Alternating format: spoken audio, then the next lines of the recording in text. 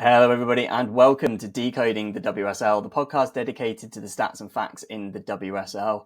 We're hitting a bit of a break now in the WSL, a couple of weeks off, but we do still have one more round of fixtures to review. And alongside me doing that, we've got three fantastic guests. I'm your host, Sam Biccarino, and alongside me, one of the regulars is here as well. It's Jacob Bernstein, matching colours for us today. Yeah, exactly. I was going to say the same thing, purple and yellow, which is, unusual matching colours, but good coordination.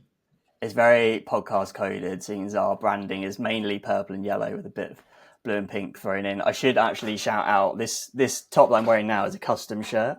So it was my birthday a couple of weeks ago, and my team at work bought me a custom. You might be able to see it if I bring it to the camera. Decoding the WSL football shirt, and on the back, I've got Biccarino number 30. If you can see that.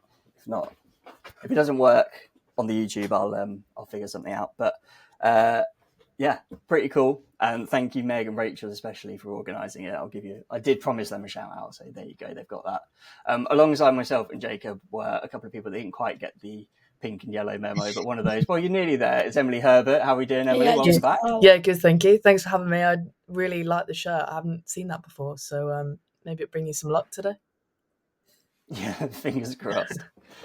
It's good to have you back on because you've been a bit busy recently, haven't you, with WSL and I suppose a few other bits starting up. You've just been sat in commentary boxes around the country. Yeah, sat in like small black boxes really for most of it. Most of the time I'm not actually at the game, which is a bit disappointing. But yeah, back into the swing of it, into the grind of the season, and it's going well. Yeah, good to see. It's lovely to see you, and hear you on pretty much every broadcast I seem to go on to. Alongside us today, we've got a pod debutant, although someone that's done, this is your second podcast of the night already, isn't it? We've got Daisy Goodhand. Yeah, thank you so much for having me on. I've been watching for quite a while, so I'm really excited to be able to finally be a guest. And yeah, I definitely didn't get the dress code memo, did I? Because I'm in opposite colours. But looking forward to it. You'll still fit in, I'm sure, don't worry. But yeah, you've been recording Guna Fanzine pod tonight, haven't you? Who was on it with you today? Yeah, a bit more of an optimistic one than in recent weeks. We definitely had more to talk about because when you're winning all the time, the negative to that is the podcast becomes quite boring. But last week we had an eventful one, and this week was a bit more of a positive light on things. But you never know what Arsenal are going to throw at you, so we might be in a different situation next week. Who did you record with today? On the Guna? Yeah. Freddie and Izzy. Oh, lovely. Because they are both, they've been on Decoding the WSL before as well. So now all three of you can call yourself season pros and you can fit in. Before we get into the weekend's football and a bit of a review, I need to announce the winner of our YouTube Football Manager 2026 giveaway, which is Amy Green, who said she's going to manage Leicester City. I did want to give a shout out to some of the others that left comments. I had a little sift through them this morning. And there was Thomas George on there, said he wanted to manage Harrogate Town, London City Lionesses to experience each end of the spectrum of budgets. Jonathan Davies said London City because it's Football Manager in real life. Ice Depth said they'll manage Barcelona and will eat Ballon d'Ors like apples, which I thought was funny. And then Cheddarhead wanted to take Durham to the Champions League in Football Manager 26, which would have also been fantastic. But yeah, Amy Green, you are the winner, as we announced on Instagram earlier today as well. We are doing another giveaway, again, for a copy of Football Manager. This one is via Instagram. It has been going for a few weeks already, and it ends on Saturday night. So if you haven't got involved with that one already, head to @Decoding the WSL on Instagram and tag your friends in the comments there to enter there. Make sure you're following the page as well. Anyway, let's get on to the actual football from the weekend. So a little bit of a quick review of the weekend's games. The Toffees continue to be in a bit of a sticky patch as they lose again, this time at the hands of title challengers Manchester United. West Ham have now lost all 6 WSL games this season, falling to a 1-0 defeat away at London City Lionesses. The other London derby also ended 1-0 as Chelsea maintained their record of never losing to Spurs. In his first game as permanent manager, Rick Passmore led his Leicester City side to a third clean sheet in a row against Aston Villa in their 0-0. Arsenal ended their run of losses by winning 1-0 against Brighton, a side that now dropped out of the top half of the table. And finally, Gareth Taylor hosted his former side for the first time as Liverpool manager, but was on the wrong end of the result as City ground out a 2-1 victory. But we're going to start today's pod at Hill Dickinson. This one was Sunday midday. Everton 1, Manchester United 4. Honoka Hayashi scoring the first ever women's goal at Hill Dickinson. But 4 second half United goals definitely sealed the win for the away team. This is another quite disappointing fixture, or disappointing result, I should say, for Everton. They've only got 1 point from a possible 15 in their last 5 matches. Emily, is this like, how much of a bad sort of patch of form is this for Everton? Is this them kind of like reverting to the mean? And, do you think they can turn it around, or are they going to end up being a second sort of bottom half team this season? Yeah, I haven't seen much of Everton really this season. I saw their game against London City, where they lost that as well. London City picked up their first ever win. I think obviously they've struggled in the summer transfer window. They didn't pick up maybe the players they would have liked to, but I mean, a historic moment for Everton playing at the Hill Dickinson. And to be honest, in my opinion, I'm not really too sure why they're doing it, considering they've got Goodison Park now. And for me, I'd say try and make that their home instead of kind of going to Hill Dickinson when they've just recently moved to Goodison. But in terms of Everton, yeah, I mean, they're a team that have struggled for a number of years now. I think Brian Sorensen is a great manager and is really organised actually in his tactics and stuff. But I mean, against Manchester United, who look really quite ruthless at the minute, it was always going to be a bit tricky for them. Yeah, it's a Manchester United form. Manchester United in really good form at the moment. They've got the best goal difference in the league with a plus 13, despite the fact they are just under that top spot, obviously. Daisy, obviously, well, a few of us, including yourself with the Gooner fanzine, are Arsenal fans, but Manchester United seem to be probably the best team wearing red in the WSL this season, aren't they?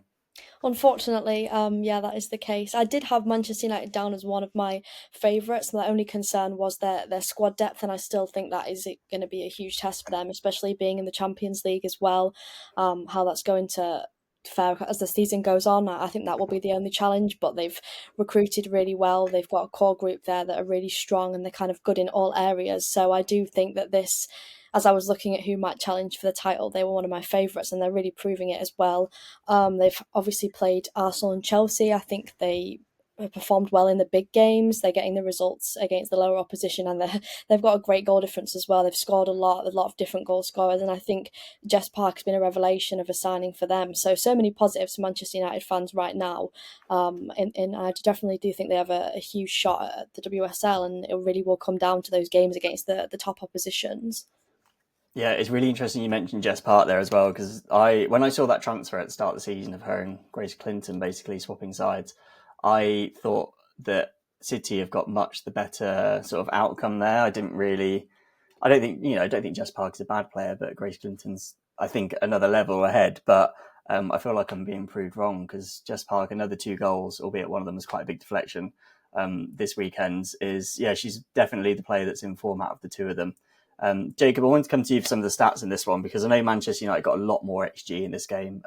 Melvin Mallard on her own got almost triple the XG that Everton did. But yeah, I haven't prepped you on this, but I'm sure you're going to have something. What can you tell us stats-wise from this game? Yeah, I think United have probably deserved their victory. As you said, 0.5 XG for Everton to 2.4 to United.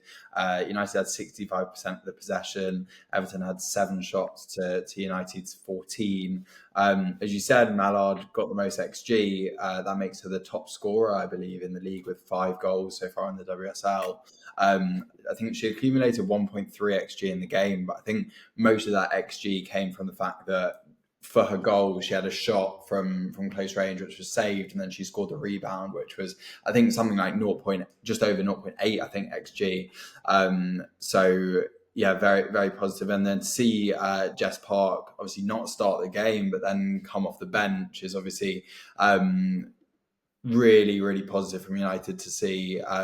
2 goals off the bench. They were both 0.07 XG, both from outside the box, both assisted by Latoon, and within the space of 5 minutes. I think it's really positive from United. I think from Everton's point of view, they'll be disappointed to give up the 1 goal lead, but I think losing to United is is not so disappointing, because I think United are a good side, and they remain unbeaten. They've won all 4 games that they've had against kind of lower sides, and they've drawn and had pretty positive draws against Arsenal and Chelsea. So I think United will be pretty happy so far with their start to the season.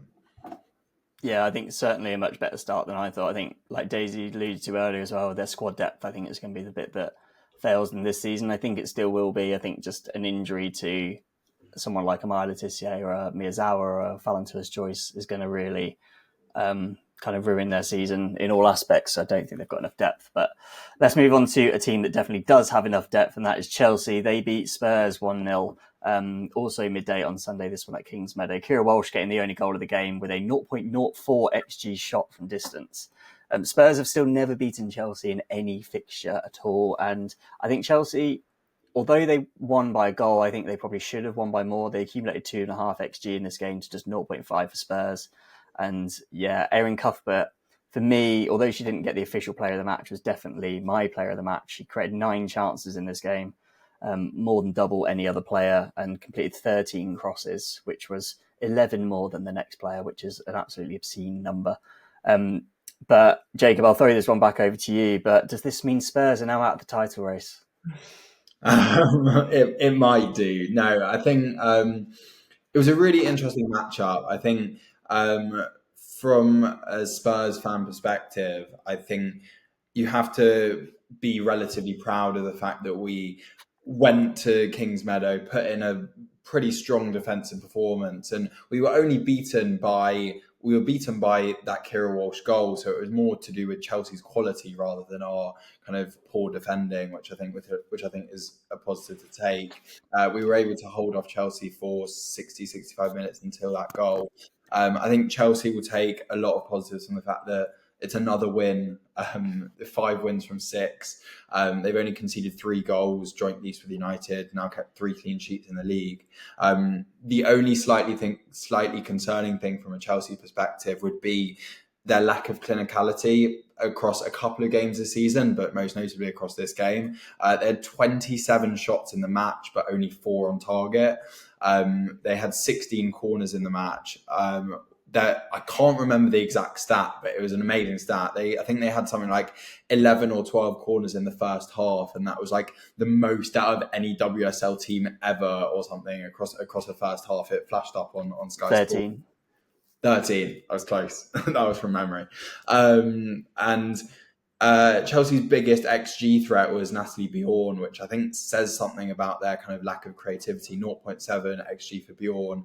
But I have to shout out Alyssa Thompson. I think she got man of the match, and it was deserved. She absolutely ran the game. She was so dangerous on the ball. Ashley Neville coming in for Spurs on her second start back from injury, just couldn't really contain Alyssa Thompson. 9 progressive carries, which is the most in the game. 7 take-ons, which is the most in the game. And she looked really, really dangerous on the ball. And I think Chelsea looked really good from both wings, to be honest. I thought Ritten Cannerid and Carpenter looked really good down the right. And I think... Chelsea were very deserved from the win, but from a Spurs perspective, the fact that we were able to contain Chelsea and not turn it into a rout like it was against City is positive to take. Yeah, I think Ash Neville was actually probably one of Spurs' best players, in that she did a lot of good things, but it was because she was so busy because of how good Alyssa Thompson was and how much of a threat she was. But I alluded a little bit to some of the midfielders around the Chelsea team. Daisy, I'm going to throw this over to you and speak sort of more about Chelsea, but was there anyone in particular in this game that you thought was particularly sort of your star player? Yeah, to be honest, this is one that I didn't catch, but I read a lot online and I'm quite intrigued about it. And I read a piece today about Kira Walsh. Obviously, I did think she'd struggled a little bit at times last season. I don't think she was a bad player by any stretch of the imagination, but I wanted to see more from her, and I have wanted to see more from her since she signed for Chelsea. And she was quite quiet in many games last season, but I think we're seeing more from her in this system. She's benefited maybe from playing in this role alongside, and I think they've built a really strong midfield. I really like Captain. I really like Cuthbert, and I think the goal scoring side of things is interesting to me. I don't know if that's the system that Bonpastor is playing, but it's definitely benefited her and probably her confidence as well, and probably led to her stronger performances. But Kira Walsh definitely for me, and I'm a huge fan of Nassi Bjorn. I know you mentioned the XG there, but even from a defensive perspective, I think that she's one of the most underrated sort of centre backs in the league. Maybe doesn't get as much credit because she's in a strong Chelsea side, but she's a player I wish Arsenal had gone in for at the time, because I think she fits that profile of what we need in our back line right now. And I'm envious for Chelsea, but lots of strong players in that side. But I think those two stand out for me. Yeah, it's a bit of an embarrassment of riches, isn't it, at Chelsea? One Chelsea player that we should really highlight today. So we're recording this on Monday the 13th, and earlier today it was announced that Millie Bright is going to be retiring from international football. Emily, I wanted to ask you about Millie Bright, and obviously she's such an important part of Chelsea. She played 300 matches now for the club, but also was such an important part of the England side. And do you think how much do you think England will miss Millie Bright going forward? Because we know they've got a lot of players that can sort of fill in that centre back role. There's quite a lot of squad depth in that area, but she does give something else, doesn't she? Yeah, of course. Absolute. I mean, legend of the game. 300 matches for Chelsea. Won a Euros with England as well. She's a superb centre back, but also she's a leader and she's a really big voice on the pitch, off the field and on the field, and we know players listen to her. It does make me wonder whether she'll still be involved in the England setup, maybe just behind closed doors, maybe not on the pitch, but as a coach maybe, or something for the younger kind of players to look up to and kind of learn off of. But a superb player, and England will miss her. I know as you say, we do have depth in that area, but we missed her when she was injured. So it's something that Sarina Wiegman will have to look at now and maybe have a look further down the food chain at other younger centre-backs coming through. Yeah, it'd be interesting to see how many people have to retire from internationals before she gives Viola Tissier a run out. But, we'll wait and see on that one. Let's move over to the other London derby. This one was LCL winning 1-0 at home to West Ham. Kosovare Asllani scoring the only goal in the game, which was, let's say, a lack of concentration from Kinga Shemik. Goal kick taken to her, and she just sort of started dictating the play with the ball in front of her. Didn't see Asllani coming until it was too late, and I think Asllani's shot had something like a 0.98 expected goals on target because it was just from so close, and there was no keeper in the way. But yeah, I think for West Ham, that's 6 losses, obviously from 6 WSL games, which is a terrible record. To lose 100% of your games. Terrible to lose 100% of your games at any point, never mind 6 games into the season. We're quite far in now. Daisy, where do you think West Ham can go from here, and how can they improve? Because they've got a good selection of players and it's just not really working for them at the moment. Yeah, I think this is a really tough one because going into the season, I expected more from West Ham. I think they had a good transfer window in general. They brought, Fionn Morgan and other players in, and I was kind of expecting more of a positive start. They have had some tough fixtures, but so have London City, and they've picked up points. And obviously, when you look at games like this, where two sides who are probably going to be challenging at the bottom of the table go head to head, West Ham should have definitely been in this. Last season, they gave a lot of the big teams a good run out, and they really challenged in those games, and they managed to scare a lot of teams even if they didn't get the victory. But I'm just not seeing enough from them at the moment. I don't know if it's just not clicking. They seem to be almost a little bit slow in their tempo. When I watched the game against Arsenal and then Chelsea, it was very similar problems that were occurring for them. They just at times were great defensively. They've got a very, very tall back line, I've noticed, that should be clearing the chances, but are struggling defensively, and that's costing them. For me, this is one that I think they've got to improve. I think they probably will. I really like Rhian Skinner as a manager. I'm just worried for them because it doesn't seem like their problems are improving in any area really at the moment.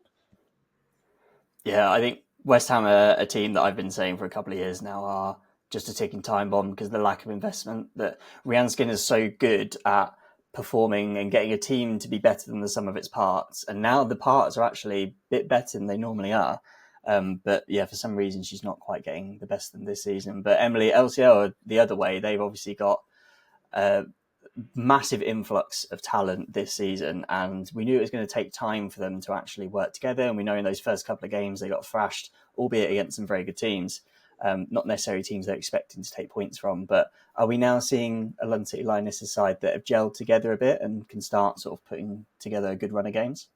Yeah, I think so. I mean, we're 6 games into the season.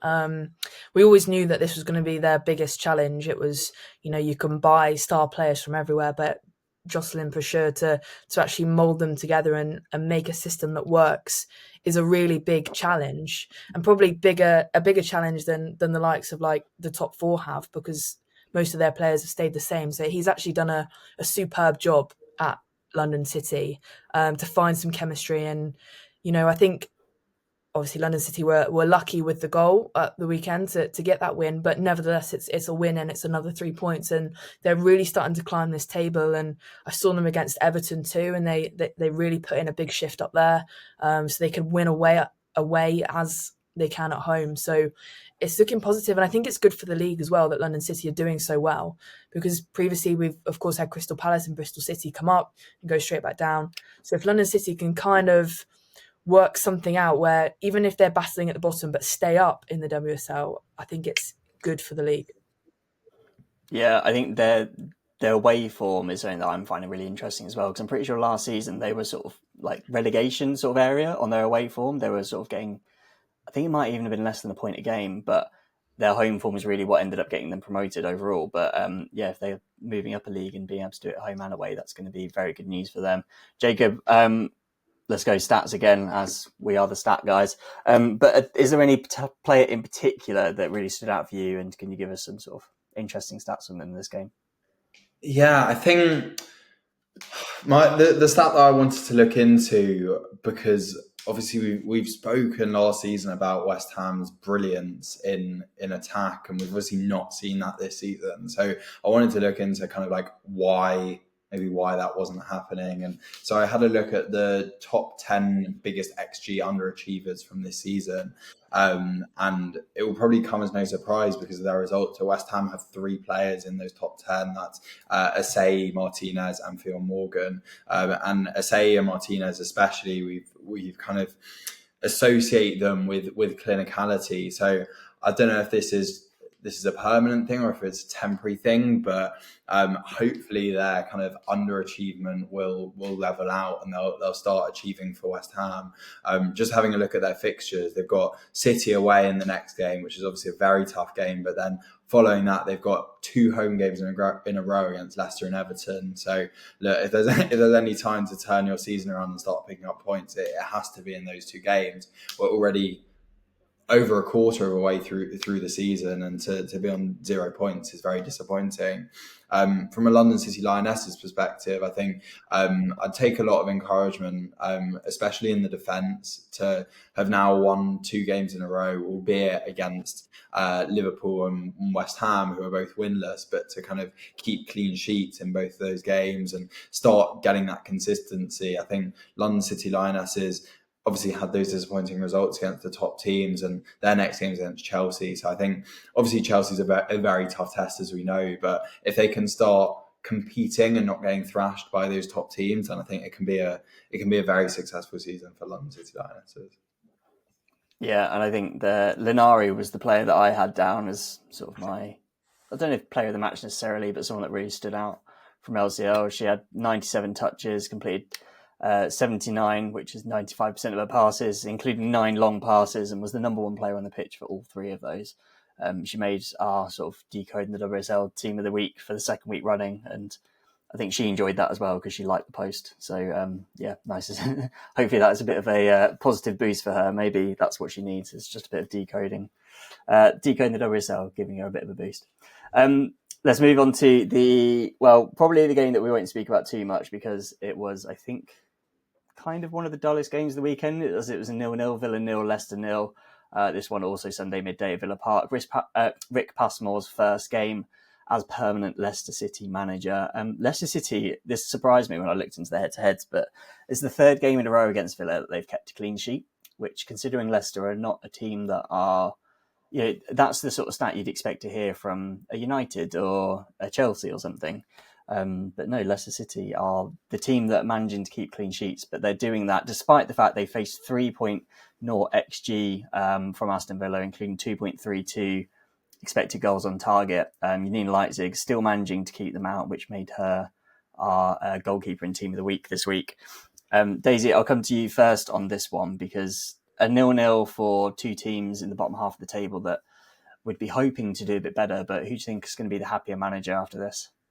I think it's got to be Rick Passmore, hasn't it? Because I was expecting a lot more from Aston Villa in this game. I think this is obviously they're building on the draw against Arsenal, and they're looking like they were going to be creating more chances and scoring more goals. And then it's a fixture that's a little bit disappointing for them. I would say that this is one that they'd be looking at getting 3 points in and building some more confidence in that sense. So I was a bit disappointed in that. A lot of people are told to look at the fantasy players for that week and get in the likes of Ebony Salmon and Chastity Grant as well. So I'm a bit disappointed in the sense that they didn't score in this game. So would have liked to see more from them, but obviously a huge performance from Leicester in terms of, I think they've struggled obviously this season, and for them, as much as they'd love to have gone and got a victory, any point is going to matter at this point, and it's just building on that. And clean sheets are really important in the WSL. We haven't seen many teams doing it, and even the top teams are struggling in a sense. So I think Leicester can build from this. Villa have got to get back to scoring goals and hopefully winning ways.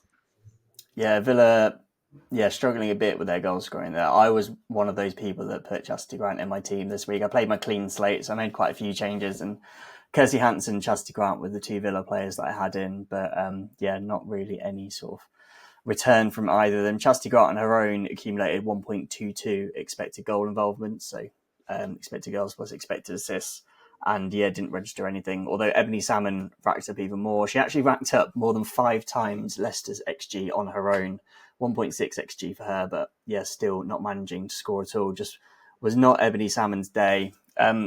However, someone who did have a good day was the Arsenal team, winning 1-0 at home to Brighton at the Emirates on Sunday afternoon. The only goal of the game coming from Maria Olaslagas after deflecting it into her own net. Daria Vidicic noted after the game, I watched the sort of post-match interview on this, that when the opposition's keeper gets player of the match, you can tell that your team have put in a good performance, which I guess is as much of a positive as he can take from this game. But Emily, I know you were at this game, you were doing the commentary on it. So was there anything in particular that you sort of picked up from here? Well, the number one thing was that Arsenal had to win to really kind of keep the pressure on the top spot after having a few null weeks, I think, with draws and losses in the Champions League, etc. They had to win, and they kept us kind of hanging onto the edge of our seats right until the end of the 13 minutes added time. And I will just say, I know, so Mpome went down and went off in a stretcher and had an oxygen mask, and obviously we wish her the best, and I think she was up and moving and she's okay. But in terms of Brighton, I thought they played well. They kept Arsenal quiet for a lot of the time. It was kind of, Arsenal didn't take their chances. I think one player that went under the radar for me was Caitlin Fords. She kind of set up the goal for Smith to whack in, albeit it was a deflection, but Smith kind of had the strike and the power for that deflection to go in. But Ford set it up, and I think she goes really under the radar on the wings, like a really tireless work rate, kind of winning back possession, pressing up high. So I think she had an excellent game. But ultimately, Arsenal with 3 points, and it's 3 points that they really needed. Yeah, it was definitely something we really needed after a poor run of games. Daisy, I'll come to you as well. Obviously, you've just been talking about this game in particular, I guess, for Guna Fanzine. I want to throw a couple of questions your way. Firstly, about Daphne van Domselaar, because she's come into a fair bit of, I think, justified criticism recently, but she was given the Player of the Match award after this game. And how important do you think that performance is going to be for her? Hugely important, not just to the individual, but to the backline and the team as a whole. I think Arsenal have struggled with confidence, and we've talked so much about the psychological side of things, and so has Renee Slagers. She's been doing a lot of work behind the scenes, really interesting stuff on sort of working with the squad on that side of things and the mental confidence that it takes, especially after the form that we've been in, and how we get out of that. And one of that was obviously the performance that Daphne had against Lyon midweek. A few mistakes that were made at the back, but I did obviously appreciate that Renee Sagers was honest about keeping her in the team and how bringing her out would have made it much worse. I still have a difficult goalkeeper situation in general, so I was expecting her to trust in Van Domselaar. It's not like we have the a number 2 in the similar way to other teams. I think we're still a bit unsure about how that looks and how that setup is going to work. So huge performance from her. I did think she made some great saves in that Lyon game that did go under the radar as well, that kept Arsenal in it. So I definitely think there was some things for her to build on. But playing out from the back is obviously something that Arsenal struggled with a lot, especially without Leah Williamson. So how they've managed to adjust the entire tactical setup just to cater to her and the back line is really impressive, and it's definitely a positive to take from the game. Yeah, I think it is. It must be such a boost for her mentally that she knows she's going to come away from this game and not have the same level of, I guess, criticism thrown at her. Before I throw over to Jacob to talk about Brighton, I wanted to ask you another thing about Arsenal. Is about Kyra Cooney-Cross, because she's very much fan favourite, and she's very much someone that when she's on the pitch looks to have a great energy and looks to be really positive moving forward, but just doesn't seem to get in the starting lineup much. She came on with 26 minutes to go in this game and still managed to complete the most dribbles in the game, which shows that she's getting into that centre midfield position, wanting to get on the ball and wanting to make a difference. There's a lot of call for her to get more pitch time. Do you think that's something that's justified? Do you think that should be off the bench? Do you think she should make the Arsenal best 11? Where do you sort of see her fitting in at the moment? Yeah, I think this is the hot topic of the moment, and I can see why. It's extremely justified, and it is. You struggle to find someone who wouldn't be asking for that at this point. I think we talked about it a lot today, and we discussed the fact that, if Arsenal were performing really well and their midfield looked effortless and they were, creating chances and they were quite solid, you maybe wouldn't be asking this question as much. But the fact that Arsenal are struggling in that central region and you've got a player like Cooney-Cross, I'm concerned why Renee isn't believing in her. We tried to justify it with the explanation that potentially she's been integrated in slowly. She's playing more minutes. I think this is the most that we've seen her play. But maybe potentially sets up for an interesting Champions League fixture where she might get that start. But for me, alongside Kim Little with Mariona Caldente in front, almost feels like the solution. Maybe Renee Sagers doesn't see that and seeing something that we're not, but it'd be really interesting if we are to see that happen. And I thought she played with extreme confidence for someone who hasn't been given the opportunity as well. You'd think that would take a mental knock on her that she hasn't been selected, but it seems like it hasn't. And she came on and sort of proved in that short period of time why she really should be starting. So it seems like an obvious answer. For some reason, it's not being decided at this moment in time. Yeah, I'm sure there is something else behind the scenes, or something in Renee's thoughts as to why she's not being given as many opportunities as most people would think. But there it is. Jacob, let's go to you for sort of more of the Brighton side of this, because although they lost the game in the end, it was an unfortunate, let's be honest, own goal with the deflection. They were without 2 players in Kafaji and Ajimang that have been so important for them this season, because they are obviously on loan from Arsenal. But it's not been, well, they've lost their last couple of games. They've got Man United next. They've now dropped out of the top half, but there still seemed to be a relatively good performance from them. And yeah, I don't know if you can sort of shed a bit more light on that for us. Yeah, I think I wouldn't be too disappointed from a Brighton perspective. As you said, I think both Kafaji and Ajamang have been really important for Brighton this season so far. They were without Fran Kirby for the game last week against Spurs, so a lot of change in their kind of attacking players, which is obviously difficult to kind of manage and work around. I think, yeah, Brighton were almost unlucky not to get something out of the game. Obviously, the Arsenal goal coming from an own goal. Arsenal only had 2 shots on target to Brighton's 5. And probably the chance of the match for Brighton was Camacho's header. I mean, you both spoke, Emily and Daisy, about Van Domselaar, but that was probably the save of the match, that kind of diving save from the header. Yeah, I think Brighton have now lost 3 games this season, but they've all been quite narrow losses. So they've all been 1-goal losses, losing 1-0 to Arsenal, 1-0 to Spurs, and 2-1 to City. So I think despite losing 3 out of 6 of their games, they are competing in all of them. And although you kind of said that, yes, they have a tough fixture next in United, after that, they have a bit of a fixture swing. In the following 3 game weeks after that United game, they play Liverpool, Leicester and London City Lionesses. So I think those are the games that Brighton will probably target to win. And I think they'll take some positivity in the fact that they are competing in games against teams like Arsenal, Man City, and not getting blown away. And as I think with teams like Spurs and like London City Lionesses, teams that are kind of maybe early contenders for best of the rest, if you can beat teams around you, that will get you very far. Yeah, and I think Brighton they're going to be in that sort of mid-table, trying to push to get in that top table. So beating the other teams around them is definitely going to be really important for them. Let's move on to the final match of the day. This one was 4:45 at Anfield. The only place that Liverpool seemed to be able to score any goals. Liverpool 1, Manchester City 2. Cornelia Cox scoring her second Liverpool goal of the season, and Liverpool's second goal of the season to open the scoring. But Manchester City hit back through Alba Fugino after Eman Bene. Gemma Bonner thought she levelled it up with the last kick of the game, but she was offside. I don't know if you saw, there was a replay that I think it was Sky that it was on did, where it was like from the lino's view, but for about 10 seconds, and she was offside the whole time. She didn't get onside at any point.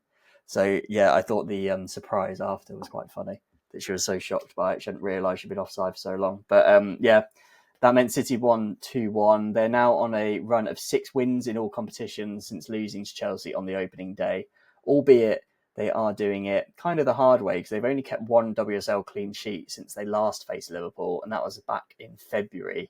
Emily, I want to throw a question over to you about Manchester City, because in this game, they just seemed to, for me, I felt like they put in a lot of crosses, and the plan seemed to be get it out wide, mainly down the right, put in a cross, let's see if Bunny Shaw can beat one of, if not the tallest backline in the league. And they got a couple of goals out of it in the end, but I don't know if that was their best way of playing. I think we see Man City being such a great passing team sometimes, but yeah, I guess they found a way to get it done again, and Jagiellots has another win. Yeah, and I guess that's the main thing is, again, they just pick up another win, pick up these 3 points. But I think with their new manager, they're more of a transition team than how Gareth Taylor played them, which was more possession and kind of passing out from the back and playing outfield. I think Jagiellots is kind of more, crosses in, long balls across or through the pitch. And I think they're still trying to get used to that. I think it's working better, but obviously it's still going to take time. I do think Bene's been a great addition for them, obviously scoring in a handful of games now too, coming in clutch with some important goals too for them. But yeah, again, they're another team that obviously don't have Champions League football to contend with this year, so which is what they struggled with last year with their depth and all their injuries they got. But I think, again, Manchester are looking quite a good location to be if you're a fan of one of those clubs at the start of this season.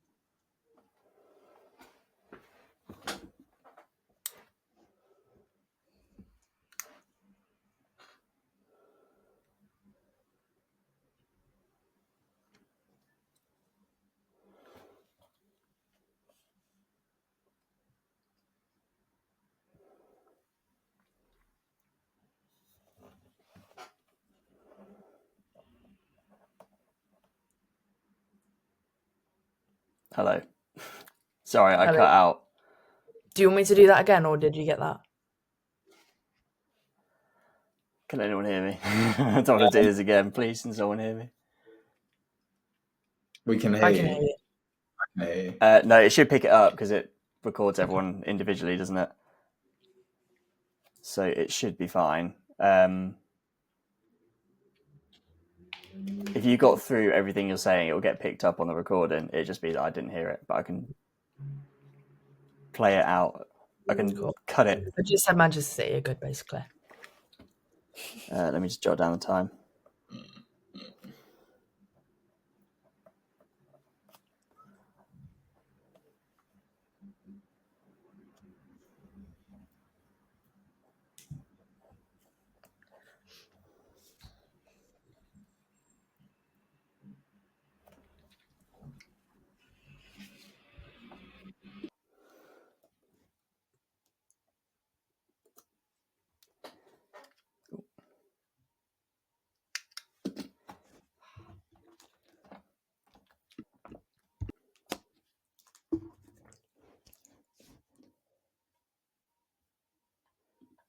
Right.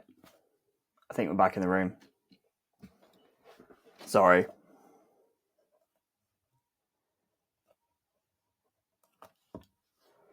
I can't see or hear anyone again. Oh, hello.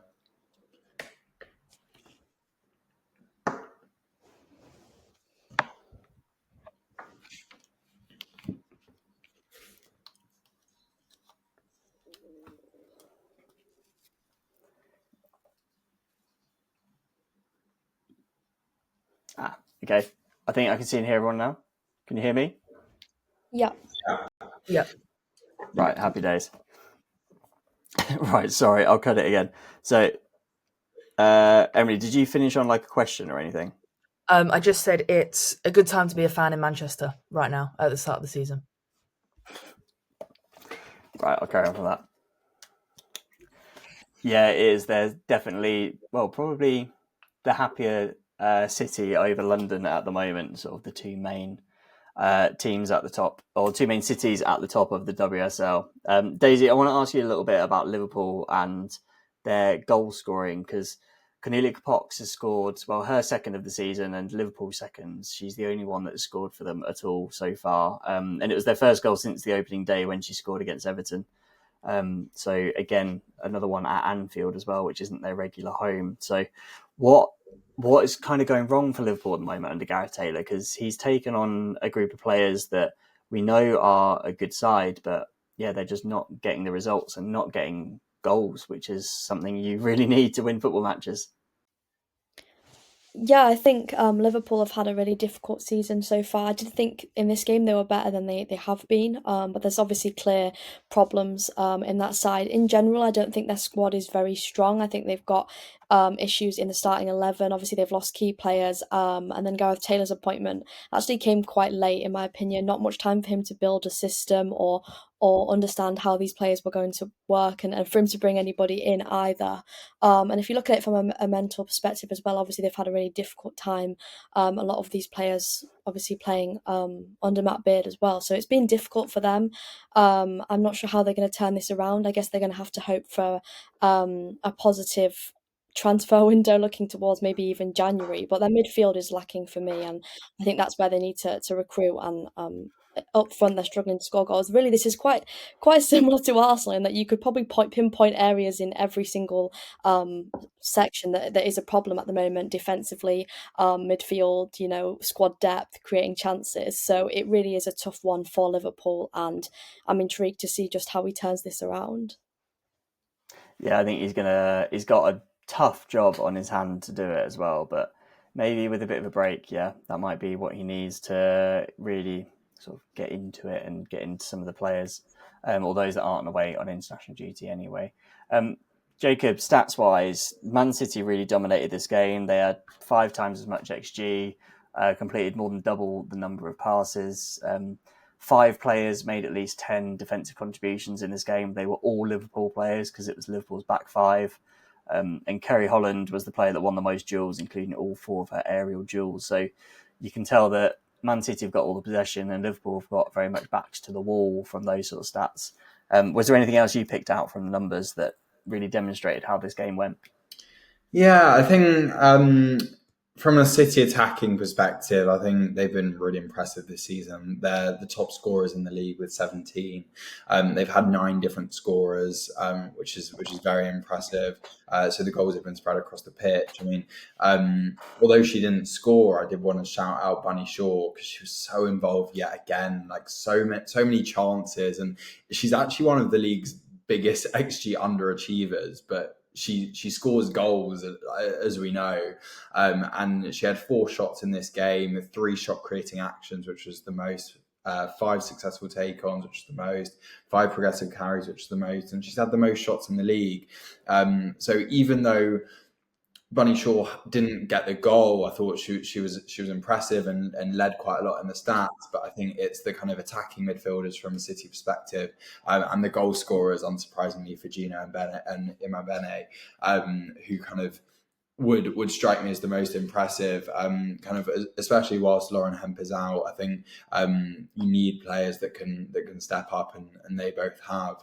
I'd be slightly concerned from a City perspective defensively, as you kind of mentioned, Sam, because they haven't kept a clean sheet yet this season. I know that from a fantasy perspective, a lot of people had kind of brought in Kirsten Kasperai this week in the hope that she'd get, well, an attacking return as well as a defensive return, but nothing from a City perspective. And I think Liverpool would just be disappointed. I don't think they deserve to really get anything out of the game, looking at the stats and kind of watching the game. But to go 1-0 up at a good point in the game, I think they'll be disappointed not to hold on.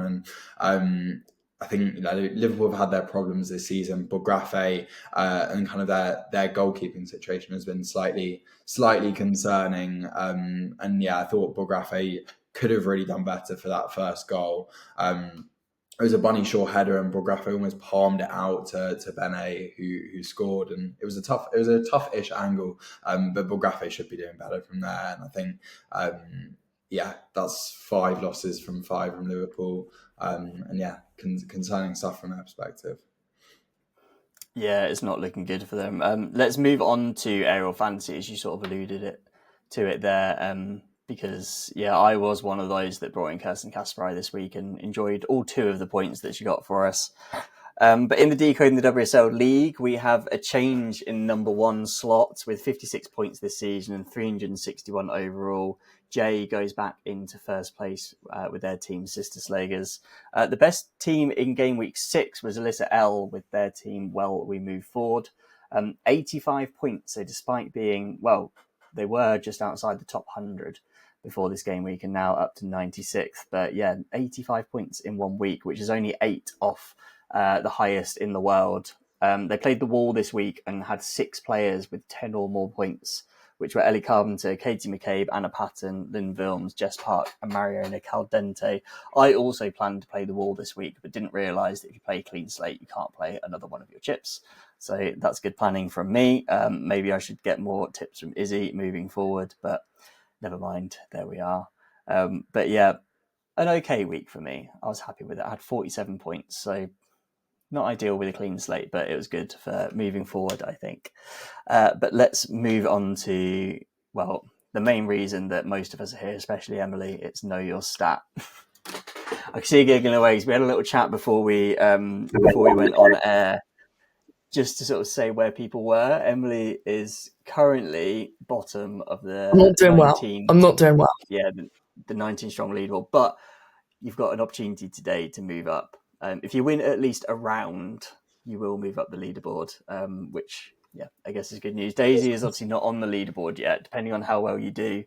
If you get a perfect game, you could go as high as 5th on the first win, and Jacob is still sitting in 2nd, 2 match wins behind Tom Marr. So you can at least catch up to him this week and be within one to go. I've got 3 rounds to go through. If you win a round each, we will go on to a deciding round, which as per is a little bit disgusting, and try and avoid it if you can. But if you're new here, basically Know Your Stat is a game of categories. I'm going to be giving the 3 contestants a category, one at a time, and they're going to be naming players that fit into the category. If they take too long, repeat an answer, or get it wrong, they'll be out, and whoever gives the most correct answers takes the round. Daisy, as it's your first time on the show, I'm going to give you first choice of what we're going to do. Would you like the one about passes, the one about touches, or the one about Millie Bright? Oh, 3 very tough categories. Let's go with Millie Bright. Let's kick things off. This is the news of the day, so it makes sense. It is the news of the day. That's why I did a round about her. And I would like you to tell me the 19 players in the WSL this season that have played and are older than Millie Bright. So they need to be obviously older than Millie Bright. She is 32 and 53 days. And there are 19 players that have played at least 1 minute in the WSL this season older than her. We're going to go Daisy to start, then Emily, and then Jacob. So we're talking across the whole WSL, yeah? Across the whole of the WSL this season. I'm going to take the obvious one for an Arsenal fan perspective and say Kim Little. Yeah, Kim Little is the 5th oldest player in the league. I'm going to say Lucy Bronze. Lucy Bronze is indeed older. She's 33. I'm going to go Rachel Williams.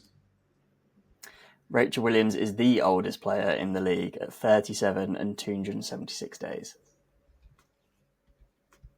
This is when it gets tough. I feel like I've watched that on the second answer. I feel like I've watched episodes of you doing this and the questions have been easier than this. It's just because you're in the pressure seat, that's what it is. Can you repeat how old she is for me? She is 32 and 53 days.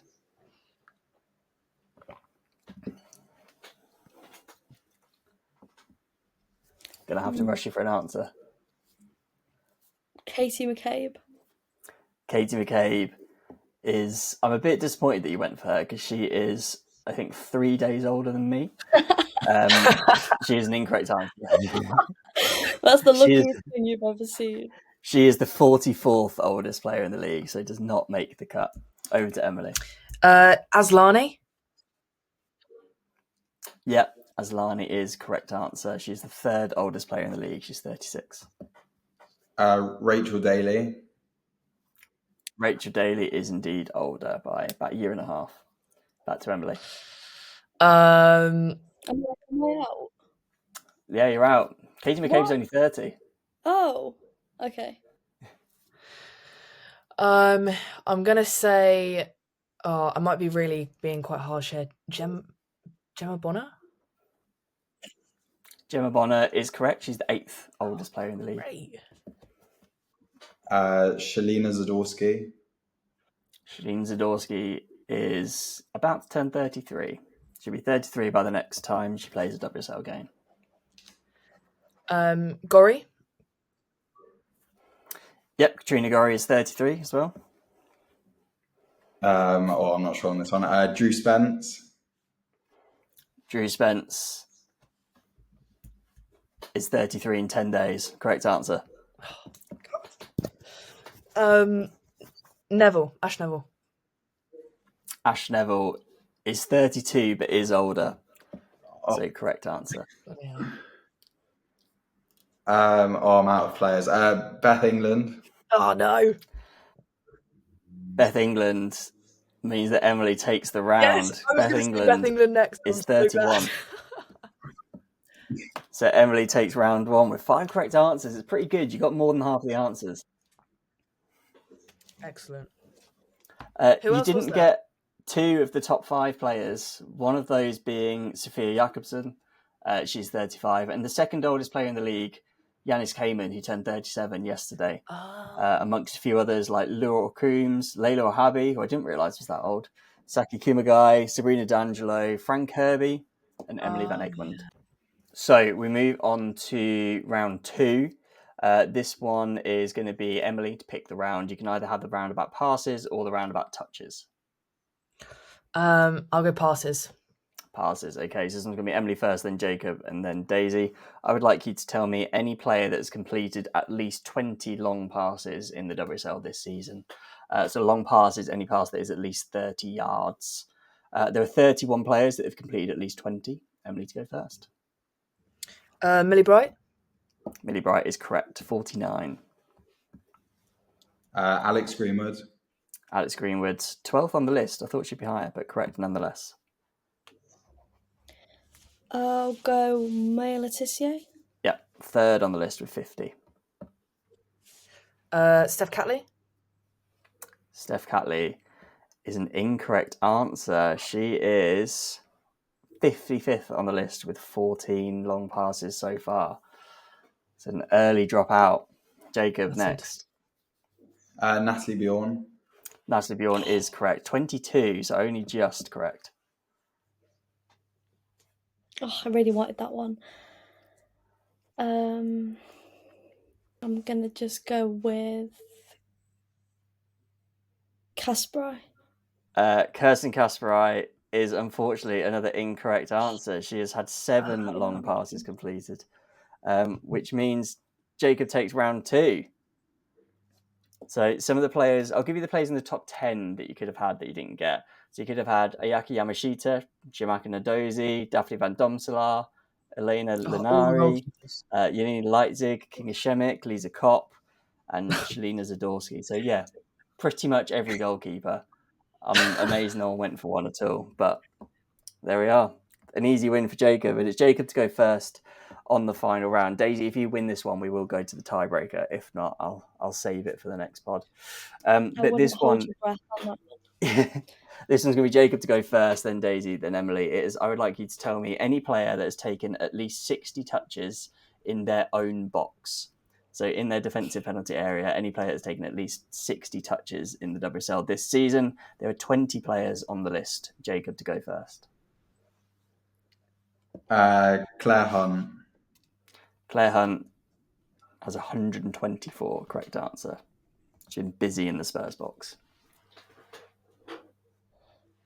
Is it me next? Yeah. I'm gonna go back to Melvin. I'm gonna go Maya Letitia. Yeah, Letitia has had 80, so correct answer, just about. I'm gonna go Millie Bright. Millie Bright is also correct, 78, not far behind. Toka Koga. Toka Koga is on 75, so also a correct answer. Steph Catley.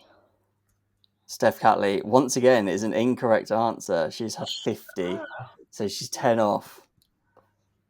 She does not want to pass or touch the ball. She doesn't. She just does everything further up the pitch. So, Emily, you need to give a correct answer here, otherwise Jacob takes the match. I'm going to say Bjorn.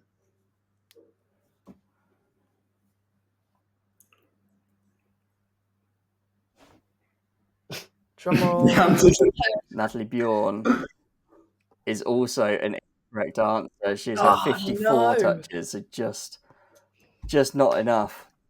But that means Jacob takes the round and Jacob takes the match. Well done, Jacob. Yeah, well done. Big win. I'll give you the answers that you could have had, at least some of them in the top 10. And once again, I'm amazed that no one went for a goalkeeper after just making that mistake. Goalkeepers are literally in their own box pretty much all the time. So the ones in the top 10, or you didn't get any of the ones in the top 10. You could have had Ayaki Yamashita, Shimaka Nadozi, Daphne van Domsenaar, Elena Lette, Hannah Hampton, Yudina Leitzig, King Shemik, Lisa Kopp, Valentillis Joyce, and Raffaella Bografe. Literally the whole top 10 were just goalkeepers. And there's just head in hands everywhere. But that means the other round I'll save for a rainy day when we need it. But Jacob takes the victory. Very well done. You maintain your place in second. Emily, you'll be pleased to know that you do move up the leaderboard as well, up into 16th now. And Daisy, unfortunately, you are languishing down in 20th. So we'll have to have you back on so you can avenge it. But yeah, thank you very much for coming on. I hope you've enjoyed your debut. Yeah, it's been amazing. I'm expecting some better categories next time. I'm going to be watching to see which categories everybody else gets. But yeah, thank you for having me. It's been great. No, it's been good to have you on. We'll see who it is next time as well, because when I'm not here, normally Jacob or Izzy or Tom host it. So if it's one of them, then I'm going to take absolutely no responsibility for it at all. But yeah, Emily, great to have you back on as well. Nice to Thank you for having me. Have a bit more of a quieter week for you, I guess. So yes, the time. Kind of, yeah. Thank you. And finally, Jacob, thanks for coming on as well, as ever. No, thank you. Thank you for having me. I'm a bit sad now we've got like 3 weeks without the WSL, but we'll be back in a couple of weeks with a Game Week 7 preview. Yes, we will indeed. That'll be the next time you're hearing from us. We're going to have a little break, partly because, there's no WSL. We did think about doing a little one in between, but we thought best to have a break. And to be honest, listener, you won't have known this because the editing on this episode will be absolutely pristine, but this has been a nightmare to record because of the software today and the signal. But yeah, we will see you for a Game Week 7 preview in a couple of weeks' time. Before I go today as well, I do want to reiterate that we are giving away another copy of Football Manager. Head to our Instagram page to get involved on there. The giveaway closes at midnight on Saturday night. That is Saturday? The 20th? No, not 20th. 18th. So yeah, make sure to go and check that out. Comment on there, tag your friends in the comments, and make sure you're following us as well to be in with a chance of winning a copy. It comes out in, I think it's 4th of November is the release date. There'll be a beta coming out soon, and fingers crossed we'll get our hands on that ever so shortly. But yeah, other than that, thank you very much for tuning in. Obviously, thank you to the panel for joining me today. Do make sure to follow Decoding the WSL on Instagram, as we said, and do subscribe to the YouTube channel, where we'll be bringing you lots more. And also, if you want to be a Patreon for the show, if you want to be a friend of the pod, head to patreon.com/decoding the WSL, and you can go and become a friend. There will be extra Patreon exclusive episodes coming out as the season goes on, so you'll be getting extra content for just £3 a month. But other than that, listener, thank you for joining us, and we'll speak to you at the next one.